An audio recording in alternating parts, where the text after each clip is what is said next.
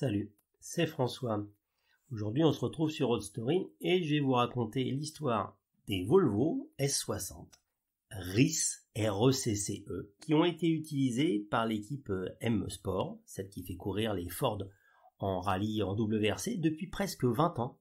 Et donc pendant 20 ans, ils ont utilisé des S60 T5 AWD comme voiture de reconnaissance. Et c'est passionnant car elles ont fait beaucoup de travail, ces autos. De tout temps, en rallye, il fallait des autos de reconnaissance, plus ou moins proches de la série ou des modèles de compétition. Seuls quelques rares exemplaires ont une durée de vie de presque 20 ans. La Volvo S60 T5 AWD fait partie de celle-ci. Je vais vous raconter l'histoire de sa conception.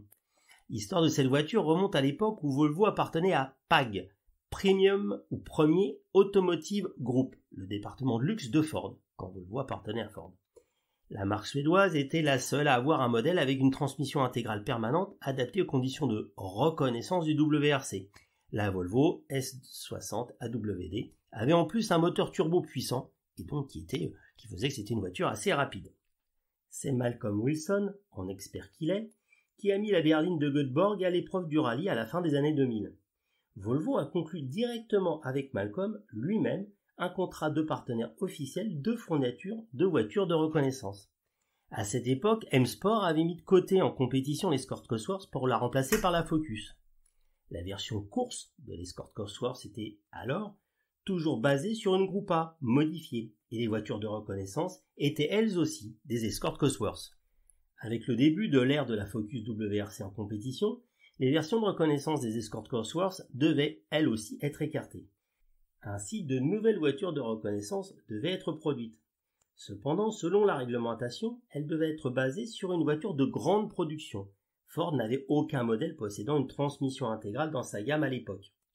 Malcolm a donc cherché, dans les autres marques du groupe Ford, ce qu'il pouvait trouver. Il a alors découvert que Volvo développait la S60 AWD. Malcolm Wilson, alors patron de M-Sport, avait aussi été pilote en championnat du monde dans la spectaculaire Groupe B, la MG Metro 6R4. Il s'y connaissait donc en voiture de course. Malcolm Wilson a pris son baluchon sur son épaule et est parti direction Göteborg pour conduire un prototype de la nouvelle S60 à transmission intégrale. Les essais se dérouleront sur les îles du petit archipel situé au large de Göteborg. Emballé, il n'hésite pas à en commander 6 exemplaires. Elles seront livrées moins de 6 mois après, au siège de l'équipe à Cumbria dans le nord de l'Angleterre.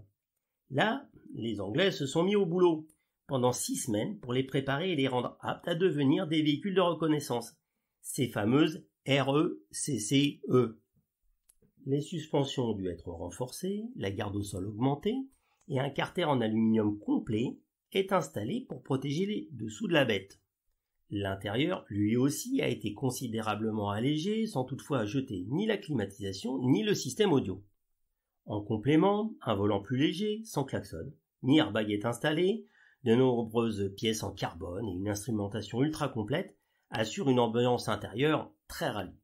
La structure de la RICE S60 sera également renforcée par un arceau de sécurité, tant pour rigidifier la caisse que pour la rendre plus sécurisante en cas de sortie de route.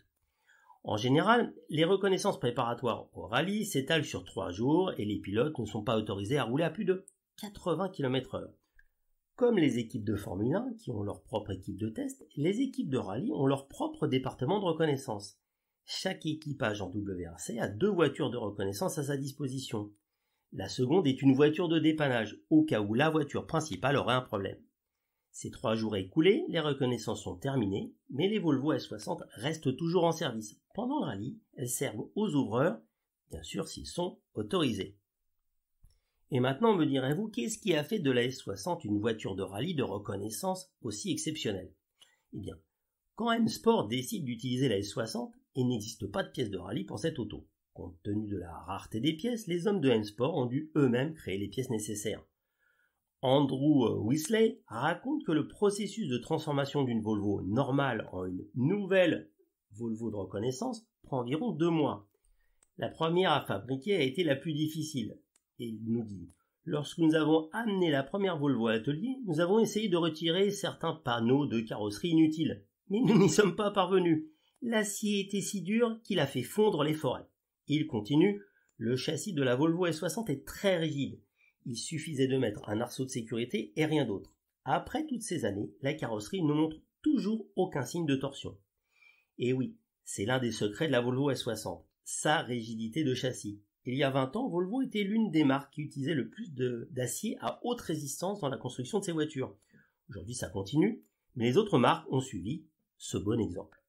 Ce sont les suspensions qui ont subi des modifications les plus importantes. Les amortisseurs de série ont cédé leur place aux suspensions de chez Jaeger, très similaires à celles utilisées par la Focus WRC.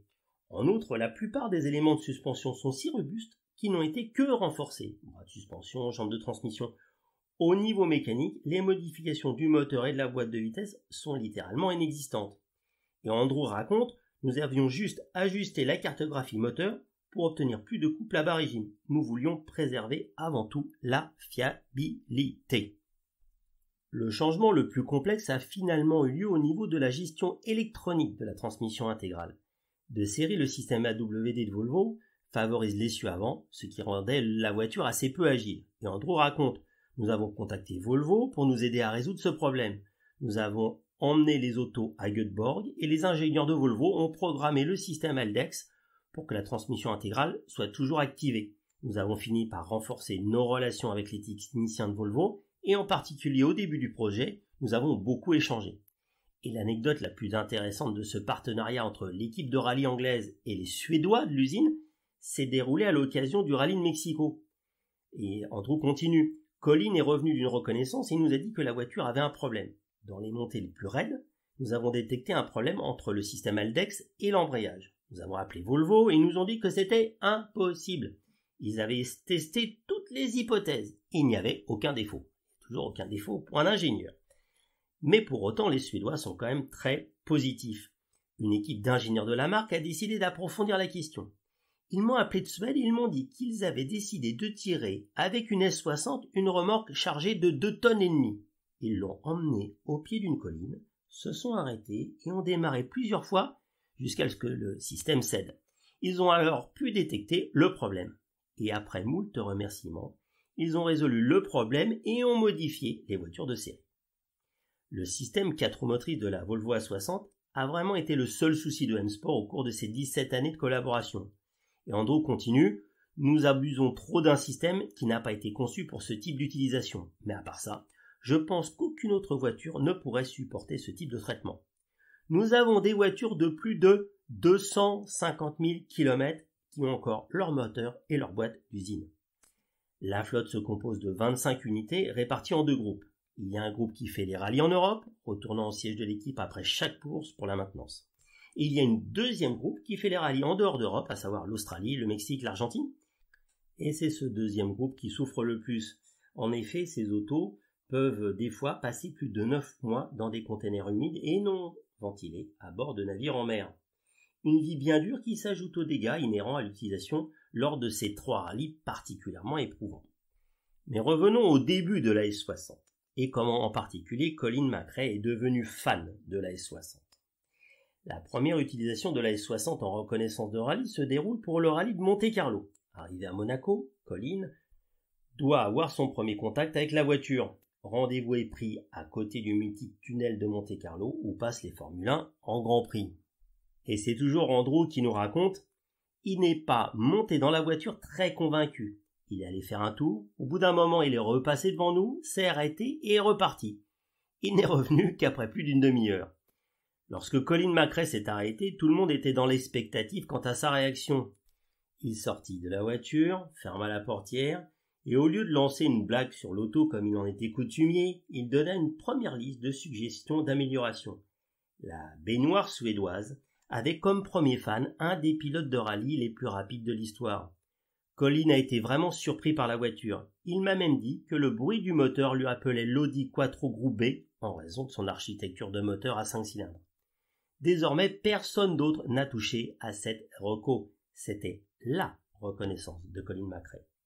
Et une deuxième petite anecdote avec un autre grand pilote, Carlos Sainz. Carlos Sainz avait une équipe d'ouvreurs espagnols qui mettait à jour ses notes sur les étapes. Nous ne pouvions pas les distinguer les uns des autres tellement ils se ressemblaient. Nous les appelions José A, José B. C'était impressionnant, il fumait du début à la fin des étapes. La voiture ressemblait à un cendrier sur roue, personne d'autre ne pouvait monter dans cette voiture. Par contre, Carlos a toujours su garder sa voiture impeccable. Vous pouvez retrouver cet article dans son intégralité accompagné d'une belle compilation de photos sur le site Histo-Auto Road Story. Et n'oubliez pas de vous abonner au podcast Road Story. À bientôt.